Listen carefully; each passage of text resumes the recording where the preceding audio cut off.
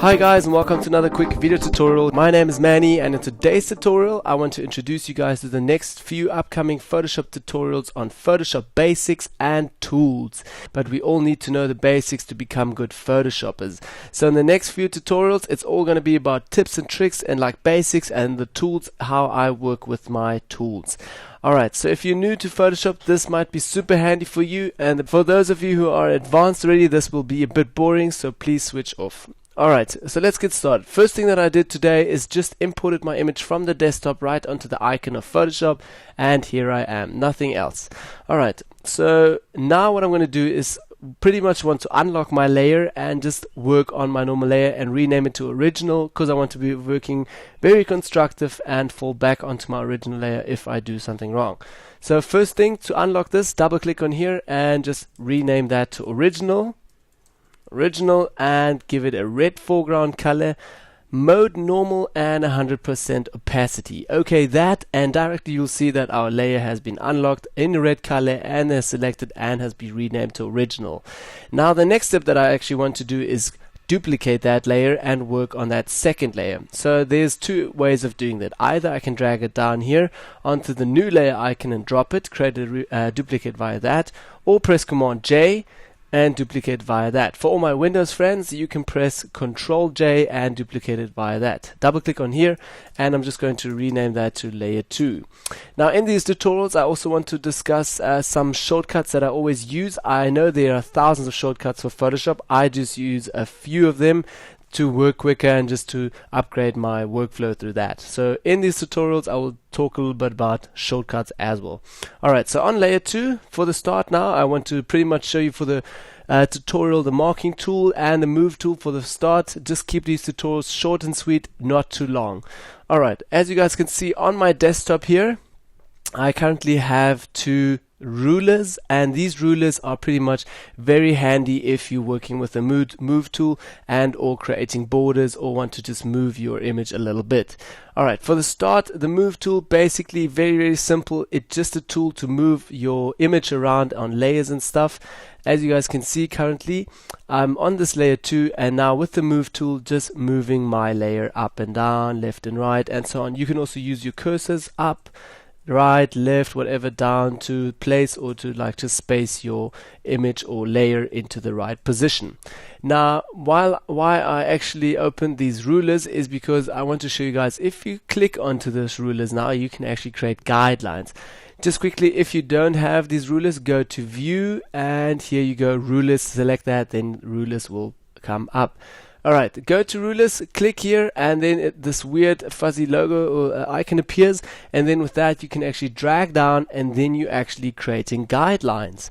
Now on the left hand side here you can actually see where you're placing your guidelines. I want to place mine right here. Okay, nothing happened now, so I have to do it again.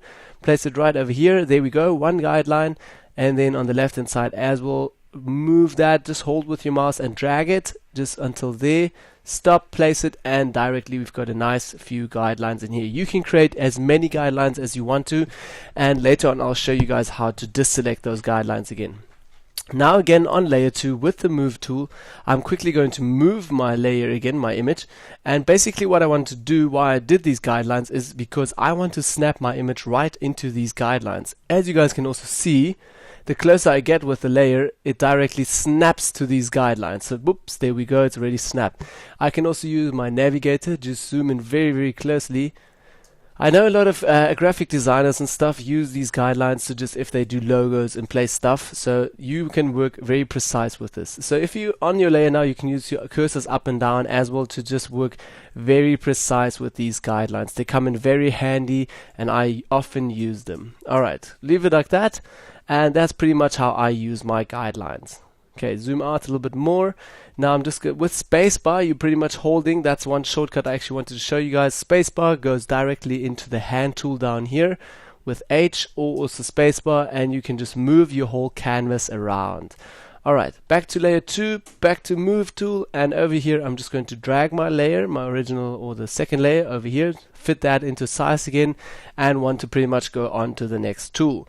But now I still have these guidelines. How to get rid of that? Just go up here to the top to File, go all the way down to clear guides, and directly the guides are gone. So you clear and you can go on with your tools. Alright, zoom in a little bit more. And as you guys, I don't know if you watched the tutorial on how to Photoshop, there I basically explain how to work in Photoshop, like what is your menus, application bars, panels, and tool panels, and all the panels here, workspaces, and so on. So if you're new, watch that tutorial. Then you'll also notice that I said if you're working with different tools, have a look. The application bar always changes. So what does this actually mean? This means that if I'm selecting a different tool, I can tweak that tool a little bit and fine-tune that tool a little bit. Say for instance we were in the move tool, and now we're going to go into the marking tool and have a look. Directly the application bar here at the top changes, and we got a few more options that we can actually adjust. So one more tip here, right click onto the elliptical marking tool, rectangular marking tool, and directly you will be taken into another few options from that marking tool where we have rectangular, elliptical, side row, single column, and so on. So I'm going to select the rectangular marking tool at the moment. At the top here, by the way, you can also have some presets if you want to. You can have just a normal selection, new selection. You can have add to selection, subtract from selection, or say even intersect with selection. You can feather your selection by how many pixels you want to. Anti-aliases, I never really work with that. Then style, normal, fixed ratio, or fixed size. You just have to enter your width and height. Refine edge, I'm going to cover that in some future tutorials. Alright, let's go back to our elliptical marking tool, or rectangular marking tool, sorry. Then on our layer 2 again, just bear in mind, wherever I'm going to do this, you'll have to work on your layer 2. Alright, in here I'm going to make a rough selection now. Just have my normal selection. Alright, so in this selection, pretty much I can paint now or brush or whatever, do whatever I like to in this selection. Everything that I will do now in Photoshop will only affect this area in the selection. So just bear in mind, if you wanted to change the outside, say over here, it will not work. You can only change the inside, because you will only affect what you have selected. Let me show it to you guys quickly. If I go to brush now, and with white foreground color, and if I start painting now, I actually started painting here, right on the left hand side next to the arm. Nothing happens. This is because we have just selected this area. If I go through the selection now, have a look, directly the brush paints. This is because everything that you have selected, only that will be affected. So just bear that in mind. Alright, in history, I'm going to go back a little bit to rectangular marking tool again. So say for instance, if you press right click now, you can select that inverse, and if you selected that inverse, that means now that you have selected all of the rest, not the inside anymore. You have just selected the outside. So if I'm going to press B now for brush and paint in here, you will pretty much see that I'm just affecting the outside, nothing in the inside. So just bear in mind, if you select this area, you will working on the outside. If you select just this area, you will work on the inside. So this is just a technique for me to work on different selected areas. Okay, press Command D and maybe Command Z to go. No, maybe I'll just go in the history panel back to rectangular marking tool, and now press Command D to deselect that again. If you want to also, in the marking tool, you can actually pretty much just create another selection again and press right click again, and in here you've got a few options as well, like deselect, select inverse, feather, refine edge, save selection, make work of path.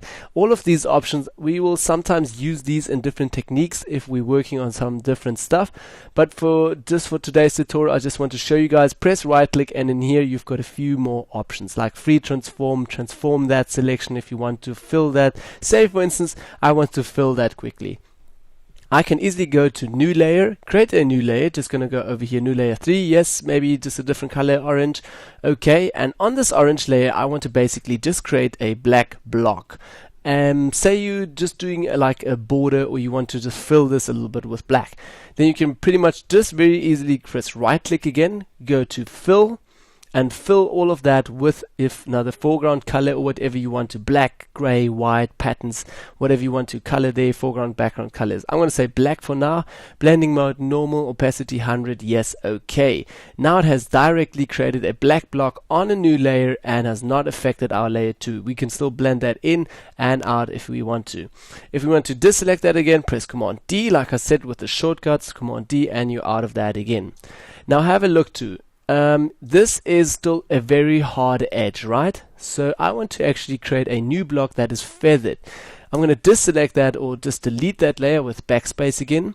Do exactly the same again. Create another new layer over here, or another new selection, sorry. Right click again with fill new layer. There we go. New layer. Going to say new layer again with orange. Okay. Sorry, before I even do that, I have to press Command D to deselect that whole area. We'll still keep our new layer. What I'll do in here at the top to feather it, I'll have to go to feathering, and I will say I want to feather it to 5 pixels. Alright, then going to create a new selection around my whole area and have exactly that selection. Now I want to create a black block onto this with a feathered, so we feathered already. Now I'm going to press right click. We created a new layer already, so don't worry about that. Now we're going to go to fill that again with black, and going to say okay.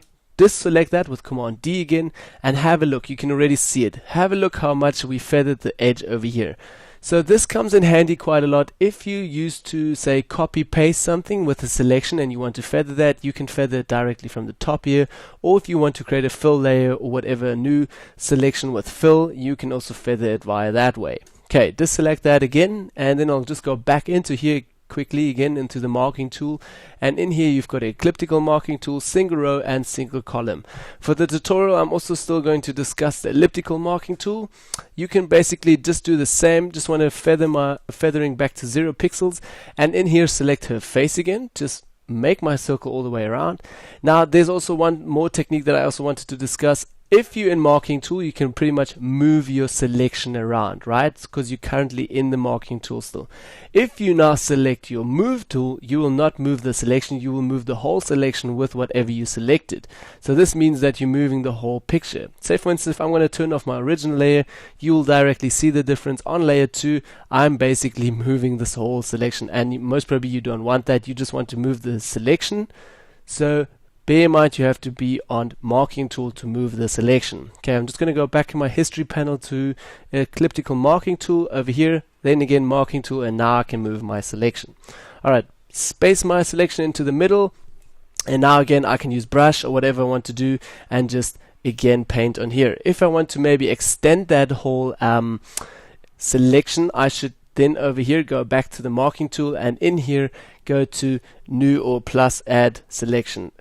As you guys can also see on my cross there's a small plus, so now I can pretty much just make over here a new selection and just draw with that selection into the other selection, and directly it will be added like a small ear. Say for instance I want to do another one over here, then it creates the as well. Or if you want to do dots in somewhere in the picture, you can also do that.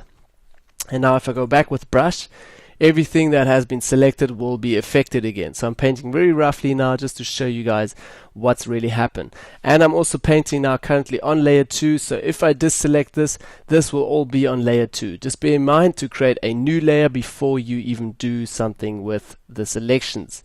Alright, say for instance you want to get rid of that selections again, you can also go to your marking tool again and go into the second option here at the top in subtract selection.